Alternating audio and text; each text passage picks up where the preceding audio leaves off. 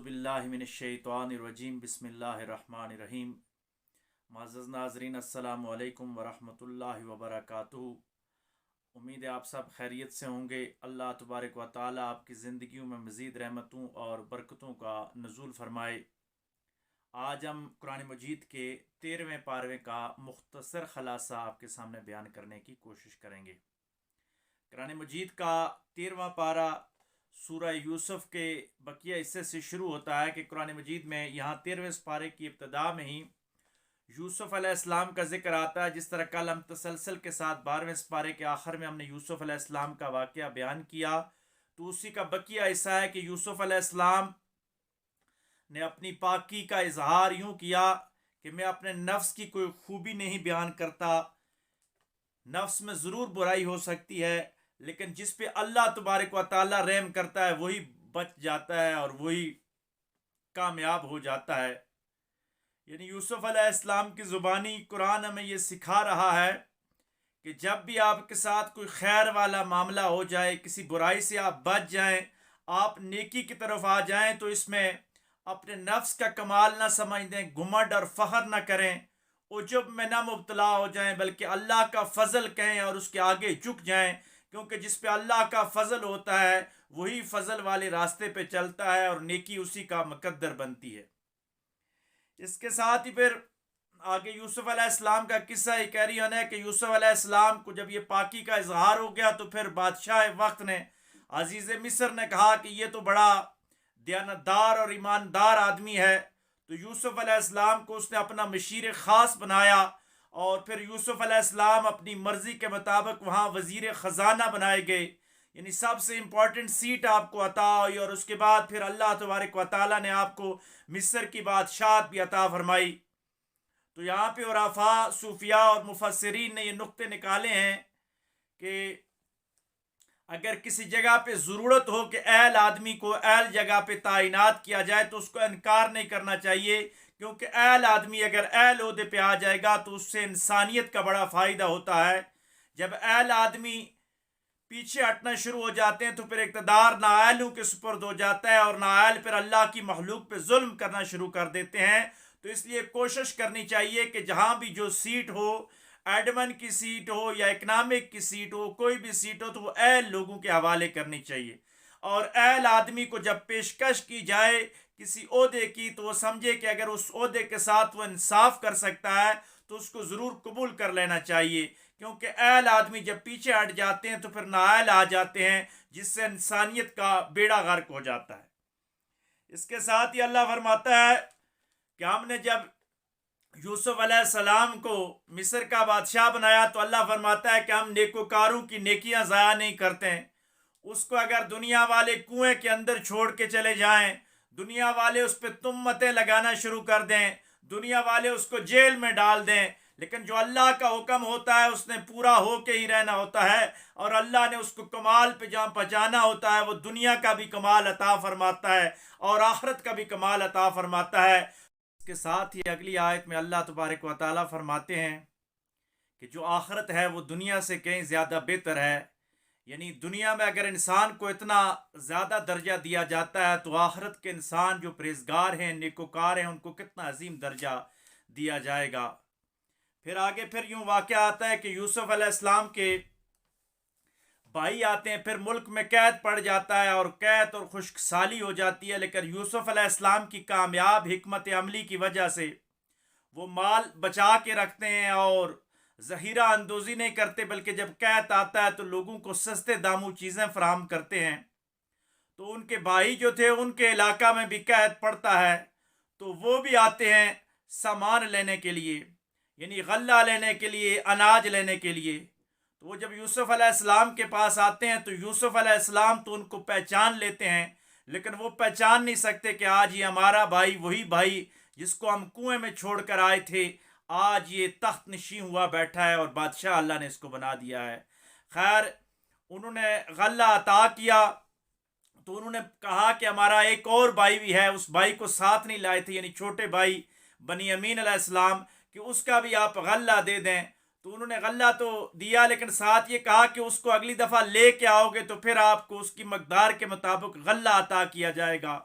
تو अगली दफ़ा वो आते हैं, जब वापस आकर अपने बाप याकूब अलैहिस्सलाम से जब कहते हैं कि हम अगली दफ़ा गल्ला लेने के लिए जब जाएंगे तो बादशाह ने छोटे भाई को भी साथ लेके आने का कहा है। तो याकूब अलैहिस्सलाम ने फिर कहा कि जिस तरह पहले यूसुफ अलैहिस्सलाम के मामले में आपने कोताही की, ऐसा मामला ना करना। तो यहूदा जो बड़ा भाई था उसने वादा किया कि हम बनियामीन की हर तरह से हिफाजत करेंगे, आप इसको हमारे साथ भेज दें। वो जब बनियामीन को साथ भेजते हैं, ये सब भाई जब यूसुफ अलैहिस्सलाम की बारगाह में पहुंचते हैं तो ये सब तो सुतीले थे, लेकिन बनियामीन जो था ये यूसुफ अलैहिस्सलाम का सगा भाई था और ज़्यादा मोहब्बत और उन्स था। तो यूसुफ अलैहिस्सलाम तो पहचान जाते हैं कि ये मेरे भाई हैं और ये छोटा भाई बनियामीन है, लेकिन वो भाई पहचान नहीं कर सकते। मालूम ये होता है कि इरफान नूर मार्फत जिसको अल्लाह अता फरमा देता है, वो सदियाँ गुजरने के बाद भी रिश्तों की हकीकत को पहचान जाता है। फिर मालो मता जब दे दिया, सब की जो तिजोलियाँ थी उनको भर दिया गया, तो सबकी गठड़ियाँ जब बांध दी गई तो यूसुफ अलैहिस्सलाम ने जानबूझकर एक शाही गिलास जो था वो अपने भाई बनियामीन के सामान में बंद करवा दिया। थोड़ा सा ही गए तो बादशाह के महल में ये बात आई कि शाही गिलास चोरी हो गया है। उन सब को बुलाकर उनकी तलाशी ली जाती है, तो बनियामीन अलैहिस्सलाम के उस जो गठड़ी है उसमें से गिलास निकलता है। तो वो गिलास, क्योंकि खुद यूसुफ अलैहिस्सलाम उनको अपने साथ रखना चाहते थे, इसलिए उन्होंने वो गिलास डाला था हिकमत अमली के तहत। तो यूसुफ अलैहिस्सलाम कहते हैं कि अब इसकी सज़ा ये है कि इन्होंने गिलास लिया है, लिहाजा इनको आप हमारे साथ छोड़ के चले जाएं और बाकी आप सब जा सकते हैं गल्ला लेकर। भाइयों ने बात तो की, लेकिन यूसुफ अलैहिस्सलाम ने कहा कि नहीं, क्योंकि गिलास बरामद हुआ है लिहाजा ये यहाँ पे ही रुकेंगे। वो भाई गल्ला लेके गए, लेकिन बड़े ही परेशान थे कि अपने बाप को जाके यानी याकूब अलैहिस्सलाम को क्या खबर देंगे कि पहले यूसुफ को गंवाए और अब इतनी ताकीद के बावजूद बनियामीन को कैद करवा के आ गए। लेकिन यूसुफ अलैहिस्सलाम की जब बारगाह में जाकर जिक्र करते हैं तो यूसुफ अलैहिस्सलाम फिर उनको उसी अंदाज के साथ वही बात करते हैं, लेकिन आखिर में यूसुफ अलैहिस्सलाम उनको वापस भेजते हैं और ये कहते हैं कि जाओ आप यूसुफ को भी तलाश करो और बनियामीन को भी लेके आओ।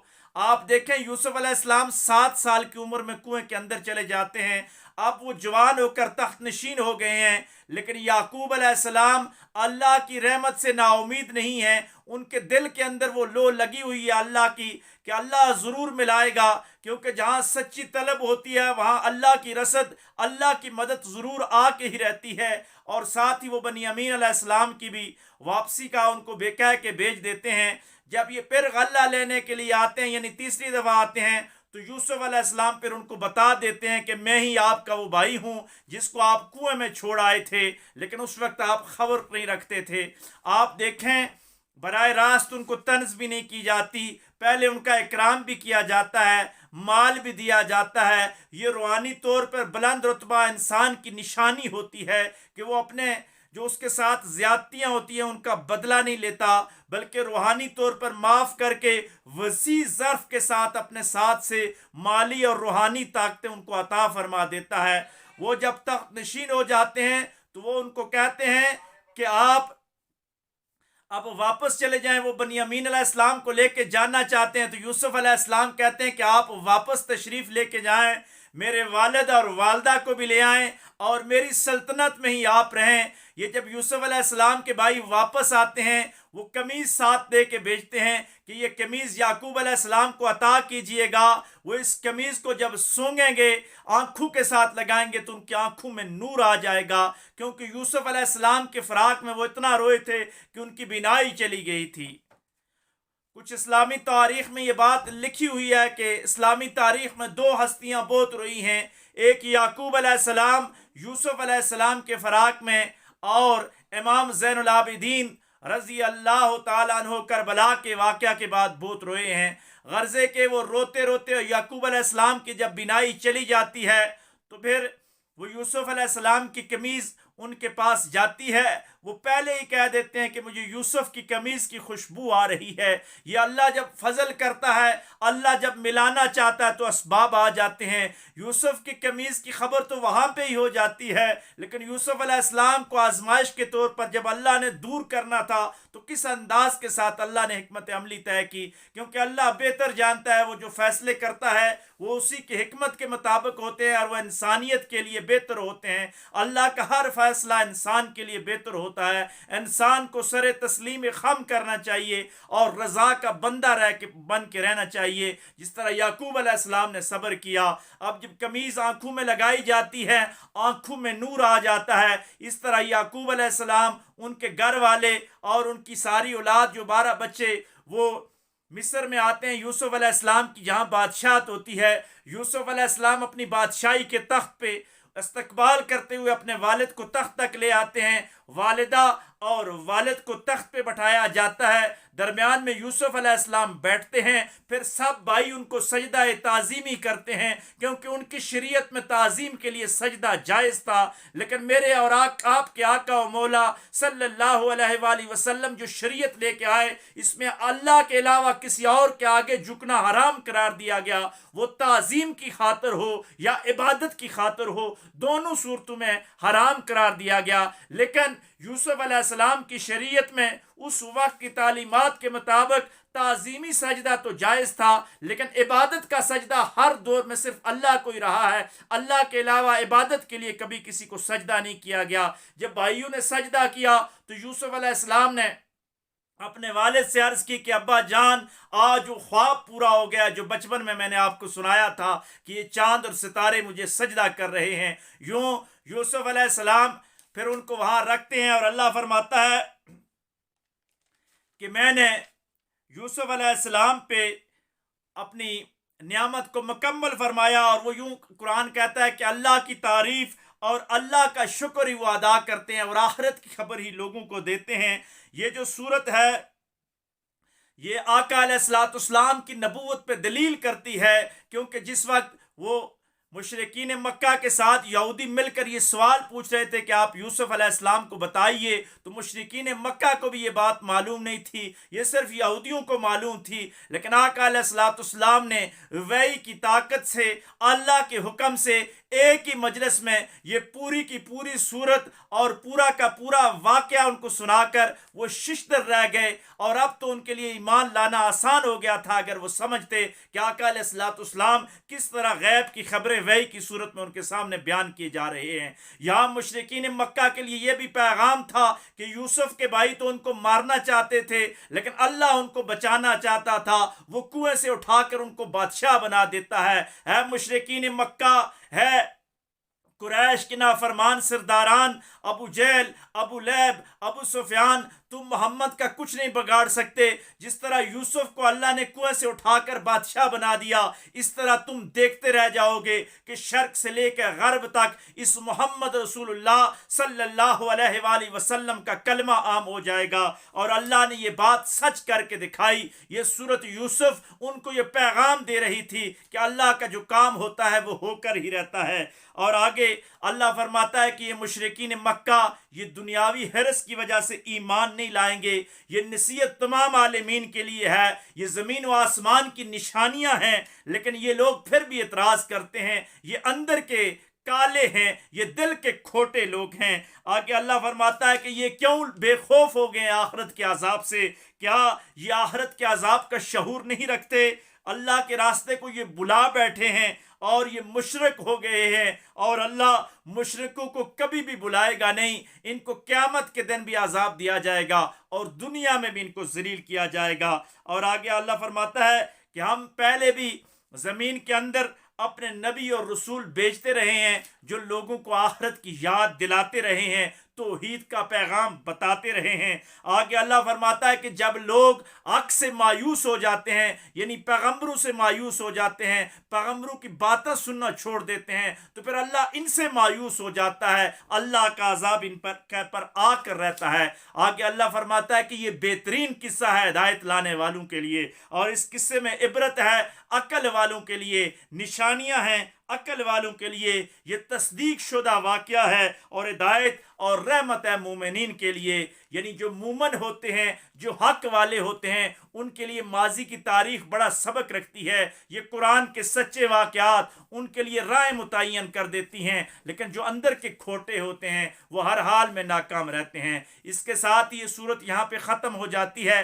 اگلی صورت سورۃ الرعد ہے، یہ مدنی صورت ہے، اس کی 43 آیات ہیں، 6 رکوع ہیں، اس کے اندر 854 الفاظ ہیں اور 3450 حروف اس صورت کے اندر پائے جاتے ہیں۔ اس صورت کی آیت نمبر 13 میں بادلوں کی گرج و چمک کا ذکر کیا گیا ہے، اس لیے اس کو سورۃ الرعد کہا گیا ہے۔ اس کی ابتدا سے پہلے ایک تابعی کا قول نقل کرتے ہیں کہ حضرت جابر فرماتے ہیں کہ مرنے والے کے سامنے اگر سورۃ الرعد تلاوت کی جائے تو اس کی جان کنی میں آسانی ہو جاتی ہے۔ اور اس کی کچھ آیات میں اختلاف ہے کہ کچھ لوگ کہتے ہیں کہ اس کی کچھ آیات جو ہیں وہ مدنی ہیں، مکی ہیں، لیکن جمہور کا یہ آپس میں اتفاق ہے کہ یہ مدنی صورت ہے۔ الف لام میم را سے یہ شروع ہوتی ہے کہ یعنی اللہ کا خفیہ پیغام جو اس نے اپنے محبوب صلی اللہ علیہ وآلہ وسلم کو بھیجا اور انہوں نے ریسیو کر لیا۔ اس کے ساتھ یہ اللہ فرماتا ہے کہ یہ آیات حق ہیں، تیری طرف اتاری گئی ہیں اے محبوب، لیکن اکثر لوگ ایمان نہیں لاتے۔ آگے اللہ نشانی کے طور پہ بیان کر رہا ہے کہ تم آسمان کو دیکھو کہ بغیر ستون کے اللہ تبارک و تعالیٰ نے کھڑا کر دیا، عرش عظیم اس کا قائم ہے، سورج اور چاند ستاروں کی منازل کو دیکھو، یہ سب نشانیاں ہیں تاکہ تم عقل حاصل کر سکو۔ اس کے ساتھ یہ اللہ فرماتا ہے کہ زمین، آسمان، پہاڑ، دریا، پھل، مذکر اور مؤنث کے جوڑے، دن اور رات، یہ سب غور و فکر کرنے والوں کے لیے نشانیاں ہیں۔ اس کے ساتھ یہ آگے اللہ فرماتا ہے کہ زمین کے مسلسل یہ مقطعات، یہ قطعات، زمین کے یہ ٹکڑے، انگوروں کے یہ باغ، یہ کھیت، یہ کھجوروں کے باغات، یہ پانی اور ان سب چیزوں کے اندر جو ٹیسٹ ہے، جو ذائقہ ہے، یہ سب اللہ نے پیدا کیا ہے۔ اس میں عقل مند لوگوں کے لیے بڑی نشانیاں ہیں۔ آگے اللہ فرماتا ہے کہ میں کافروں کو نصیحت کرتا ہوں کہ مٹی ہو کر تم نے دوبارہ اٹھنا ہے، پھر اس پہ اعتراض کیوں کرتے ہو، اس پہ تنقید کیوں کرتے ہو۔ آگے اللہ فرماتا ہے کہ یہ انکار والے ہیں، ان کی گردنوں میں توک ڈالے جائیں گے اور یہ دوزخ میں جائیں گے۔ یہ لوگ عذاب کی جلدی مچاتے ہیں، اے محبوب آ کے آپ سے بار بار پوچھتے ہیں کہ اگر آپ سچے ہو تو عذاب کیوں نہیں آتا۔ ان سے کہو کہ پہلے لوگوں پہ بھی عذاب آیا اور اللہ کے عذاب کا ایک وقت مقرر ہے اور وہ مقرر وقت پر آ کی رہتا ہے۔ آگے اللہ فرماتا ہے کہ یہ لوگ تیری رب کی نشانیاں طلب کر رہے ہیں، لیکن اتنی نشانیاں ہم نے بھیج دی ہیں، اس میں بھی غور کرنے والوں کے لیے بڑی نشانیاں ہیں۔ آگے اللہ فرماتا ہے کہ اللہ جانتا ہے جو ہر مادہ اپنے پیٹ میں اٹھائی پھرتی ہے، یعنی حمل کے دوران انسانی عورت ہو یا باقی مؤنث چیزیں ہیں جو اپنے پیٹ میں چیز اٹھائی پھرتی ہیں، اللہ کہتا ہے کہ وہ مجھے معلوم ہے، اللہ کو ہی معلوم ہے، اور ہر چیز کا مقرر اندازہ اللہ کو ہی ہے اور اللہ کے پاس ہی سب کچھ ہے، وہ جانتا ہے۔ آگے اللہ فرماتا ہے کہ تم آہستہ بات کرو یا اونچی آواز میں بات کرو، تم دن میں بات کرو یا رات میں کوئی مشورہ کرو، اللہ کے فرشتے سب کچھ لکھ رہے ہیں اور انہوں نے آپ کو گھیر کے رکھا ہوا ہے، تم کہاں جاؤ گے۔ آگے اللہ فرماتا ہے کہ ہم کسی سے بھی نعمت واپس نہیں لیتے، لیکن اگر وہ ناشکرہ ہو جائے، اللہ کی نعمتوں کا شکر ادا کرنا چھوڑ دے، تو ہم نعمت اس سے واپس لے لیتے ہیں۔ آگے اللہ فرماتا ہے کہ اللہ کا عذاب اللہ کے علاوہ کوئی اور دے نہیں سکتا اور اللہ کا عذاب اللہ کے علاوہ کوئی اور ٹال نہیں سکتا۔ آگے اللہ فرماتا ہے کہ یہ بجلیوں کی جو چمک ہے اس میں بھی ایمان والوں کی نشانیاں ہیں۔ صوفیاء اور عرفاء اور مفسرین فرماتے ہیں کہ جو آسمانی بجلی چمکتی ہے تو یہ اللہ کا ذکر بلند کر رہی ہوتی ہے، اللہ کی توحید بلند کر رہی ہوتی ہے۔ آگے اللہ فرماتا ہے کہ اللہ بڑی قوت والا ہے، اللہ کی قوت تک کوئی پہنچ نہیں سکتا۔ کسی بشر کا کیا پوری دنیا مل جائے تو اللہ کی قوت تک نہیں پہنچ سکتی، وہ قوت عظیم کا مالک ہے۔ یہ لوگ جو پکارتے ہیں اللہ کے سوا یہ کوئی بھی ان کی نہیں سنتا، سننے والا صرف اللہ ہے۔ اور اللہ فرماتا ہے کہ اتنی نشانیاں آ جانے کے بعد ان کی مثال اس شخص کی ہے کہ جس کے ہتھیلی میں پانی آ جائے لیکن وہ اپنے لبوں تک لے کے نہ جا سکے، پی نہ سکے۔ اسی طرح ہدایت ان کے لبوں تک تو آ گئی ہے لیکن ان کے سینوں میں نہیں آ رہی، ان کے قریب اتنی نشانیاں آ گئی ہیں۔ اللہ نے یہ جتنی کائنات کے تسلسل کے ساتھ نشانیاں دی ہیں کہ فطرتوں میں فاتر کو تلاش کرو، لیکن یہ بدبخت ان کے لیے یہ نشانیاں بیکار ہیں۔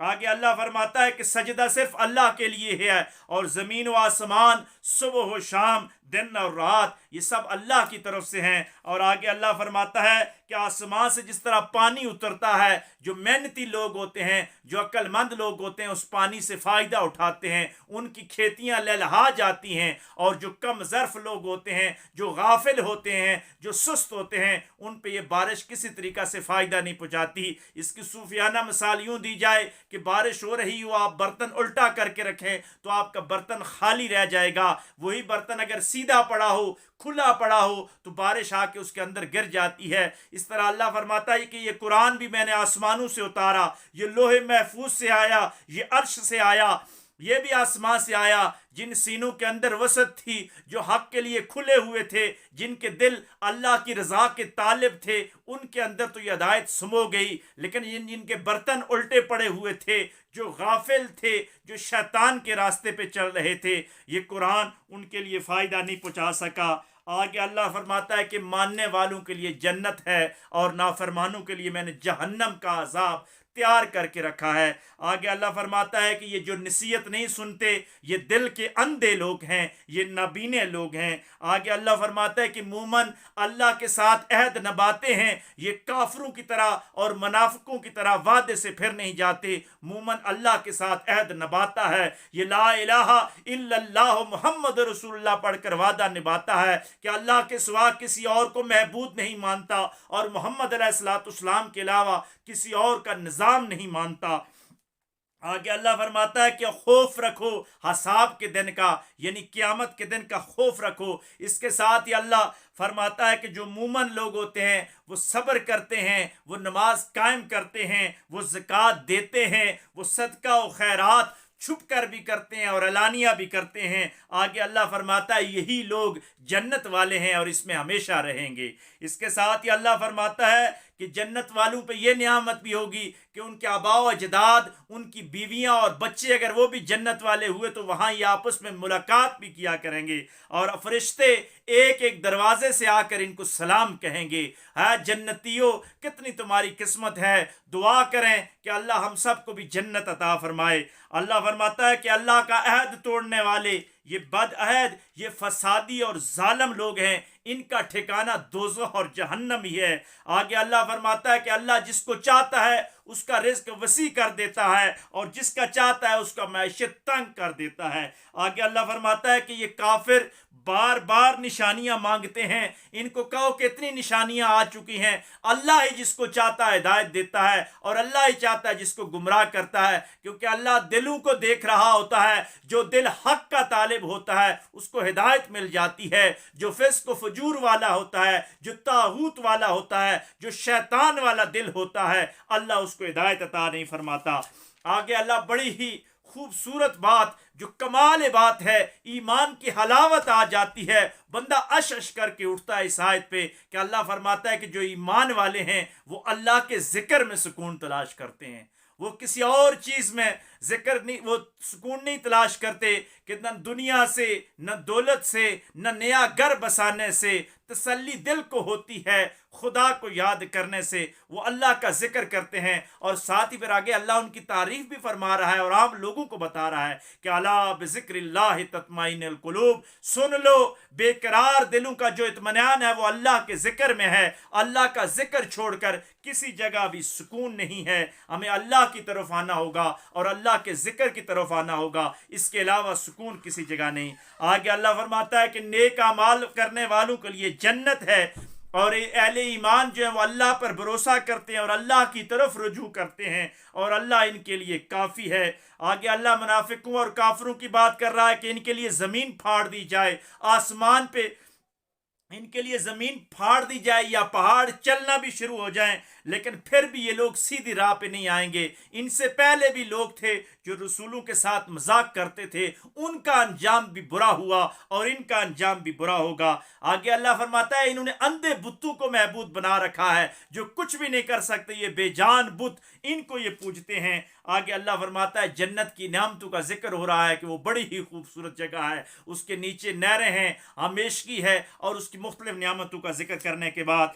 आगे अल्लाह फरमाता है कि अहले ईमान आंख पर इस अंदाज के साथ खुश होते हैं कि वो शिर्क से बेजार हो जाते हैं, क्योंकि मोमन की ये निशानी हदीस में बताई गई है कि वो ईमान लाने के बाद कुफर पे जाने की तरह इस तरह राजी नहीं होता कि जिस तरह आग की तरफ कोई जाना नहीं चाहता। आगे अल्लाह फरमाता है कि कुरान अरबी ज़बान में उतारा गया ताकि तुम लोग आसानी के साथ समझ सको, क्योंकि अरबी अब इंटरनेशनल लैंग्वेज बन चुकी है, अब हर इंसान समझ और सीख सकता है, इसलिए कुरान अरबी में आया। आगे अल्लाह फरमाता है कि काफिरों के लिए कोई भी मददगार नहीं होगा, मोमिनों का मददगार अल्लाह होगा और काफिरों का कोई मददगार नहीं होगा। आगे अल्लाह फरमाता है, हमने आपसे पहले भी रसूल और नबी भेजे, उनको भी बीवियां अता की, उनके भी बच्चे थे, और ये अल्लाह के हुक्म से वो भी निशानियां लेके आते थे। ये जो एतराज़ करते थे कि ये बीवी बच्चे हैं इसके, जी ये सौदा सलफ खुद लाता है, ये तो आम काम दुनियादारों के करता है, ये तिजारत करता है। अल्लाह ने कहा कि पहले भी अंबिया इस तरह करते थे। फिर अल्लाह फरमाता है कि ये मेरा कुरान है, इसमें कुछ नासिख और कुछ मनसूख हैं, जो हुक्म हम लाते हैं, फिर अगर तब्दील करना हो तो नया हुक्म लेके आ जाते हैं। आगे अल्लाह फरमाता है कि ऐ महबूब सल्लल्लाहु अलैहि वसल्लम, आपका काम सिर्फ हक पहुंचाना है, हम काफरों पर जमीन तंग कर देंगे, अल्लाह जल्द हिसाब लेने वाला है। इसके साथ ही अल्लाह फरमाता है कि जो मक्कार काफिर हैं ये जल्द जहन्नम का अजाब लेंगे। आगे अल्लाह फरमाता है कि इनसे कह दो कि मेरे और तुम्हारे दरमियान अल्लाह की गवाही काफ़ी है, या फिर अहले किताब के जो हक वाले लोग हैं उनकी गवाही काफ़ी है। जैसे यहूदियों में अब्दुल्ला बिन इस्लाम थे कि वो इस्लाम ले आए, सुलेमान फ़ारसी हो गए या सोहेब रूमी हो गए, इन लोगों के बारे में आ गया। यहाँ पे सूरत राद इख्तिताम पजीर होती है। इसके साथ ही अगली सूरत जद्दल अंबिया जनाब इब्राहिम खलीलुल्लाह अलैहिस्सलाम के नाम पे है, सूरत इब्राहिम। ये मक्की सूरत है, लेकिन इसके 28, 29 और 30 आयत जो है ये मदनी हैं, और 52 आयात हैं, 52 आयात इसके अंदर हैं, 7 रुकू हैं इसके अंदर, 831 अल्फाज हैं सूरत इब्राहिम में, और 3461 हरूफ है इसके अंदर। ये सूरत भी शुरू होती है अलिफ लाम रा से, यानी हरूफ मुकत्तियात। अल्लाह ने खुफिया पैगाम अपने महबूब सल्लल्लाहु अलैहि वसल्लम को भेजा और उन्होंने उसको रिसीव कर लिया।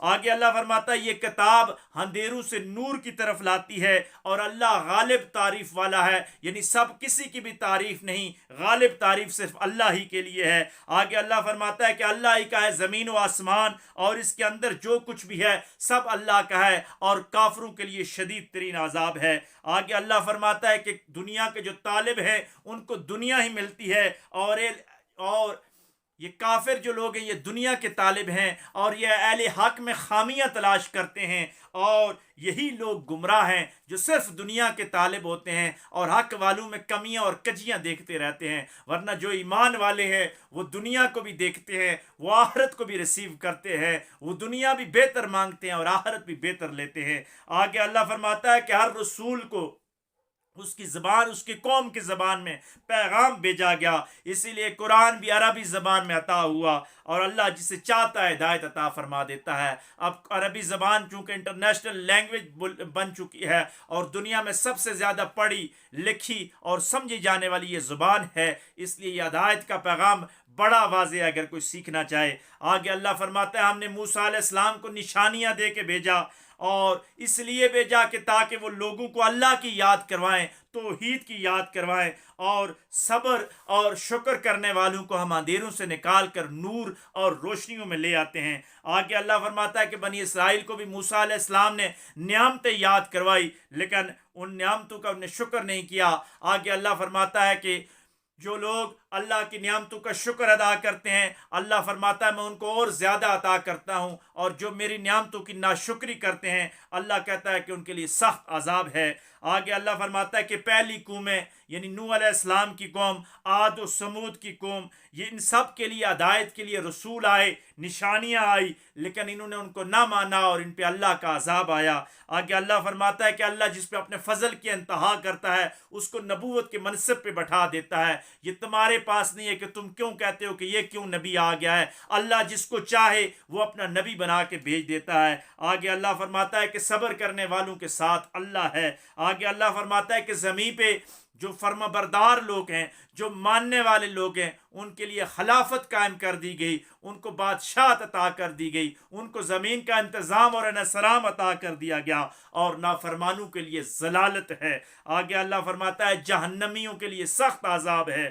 اس کے ساتھ ہی اللہ فرماتا ہے کہ آسمان اور زمین مل کر بھی کافروں کی کوئی مدد نہیں کر سکتے، یہ آسمان اور زمین کا ہونا ان کافروں کے لیے نشانی ثابت نہیں ہو سکتا، کیونکہ ان کے دل حق کی طرف مائل نہیں ہیں۔ آگے اللہ فرماتا ہے کہ زمین اور آسمان میں جو کچھ بھی ہے یہ سب اللہ کے سامنے پیش کیا جائے گا۔ آگے اللہ فرماتا ہے کہ قیامت کے دن یہ چیخیں پکاریں یا صبر کریں کوئی فائدہ نہیں ہوتا۔ ایک حدیث کا مفہوم ہے کہ جہنم والے بامی مشاورت کے ذریعے 500 سال تک چیخو پکار کریں گے، 500 سال تک خاموش رہ کر دیکھیں گے، لیکن نہ ان کی خاموشی کوئی فائدہ دے گی اور نہ ہی ان کا چیخو پکار کرنا کوئی فائدہ دے گا۔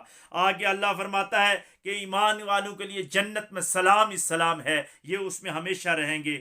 آگے اللہ فرماتا ہے جو پاکیزہ بات کرتا ہے، جو سچی بات کرتا ہے، اس کی مثال پھلدار درخت کی طرح ہے جس سے پھل لگتا ہے، خوشے لگتے ہیں، وہ پاکیزہ بات کی خوشبو آگے پھیلتی ہے، اور ناپاک بات کی مثال اس بے پھل درخت کی طرح ہے جس کا کوئی پھل نہیں ہے، کوئی فائدہ نہیں ہے۔ آگے اللہ فرماتا ہے کہ پکی بات ہے اللہ کی، وہ اللہ فرما برداروں کے لیے جنت دے گا اور نافرمانوں کو دوزخ دے گا۔ اس کے ساتھ ہی اللہ فرما رہے ہیں کہ جنہوں نے حق سے روکا وہ خود بھی جہنم کے راہی بنے اور اپنے دوستوں کو بھی جہنم کی طرف لے گئے۔ یعنی یہ آیت سرداران قریش کے لیے نازل ہوئی جو لوگوں کو حق سے روکا کرتے تھے۔ آگے اللہ فرماتا ہے کہ جو لوگ نماز قائم کرتے ہیں، اللہ کی راہ میں اعلانیہ یا خفیہ خرچ کرتے ہیں، اس سے قبل کہ قیامت آ جائے یہ لوگ بڑے ہی مزے میں ہوں گے، یعنی قیامت کے دن۔ اس کے ساتھ ہی اللہ فرماتا ہے زمین و آسمان، دن اور رات، کشتیاں اور جہاز، نہریں، اگر تم شمار کرو گننے لگ جاؤ تو تم اللہ کی نعمتوں کو گن نہیں سکو گے۔ یہ زمین کتنی تمہارے لیے کھول دی گئی اور کتنی آسانیاں تمہارے لیے کر دی گئی۔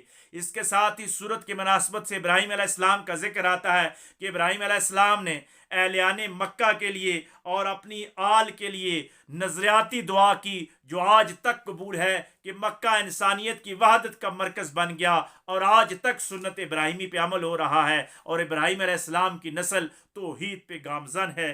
آگے اللہ فرماتا ہے جو کچھ ظاہر میں ہے یا جو کچھ چھپا ہوا ہے اللہ سب کچھ جانتا ہے۔ آگے اللہ فرماتا ہے پاک ہے وہ ذات جس نے ابراہیم علیہ السلام کو بڑھاپے میں بیٹا عطا فرمایا، یعنی اسماعیل علیہ السلام سے نوازا گیا۔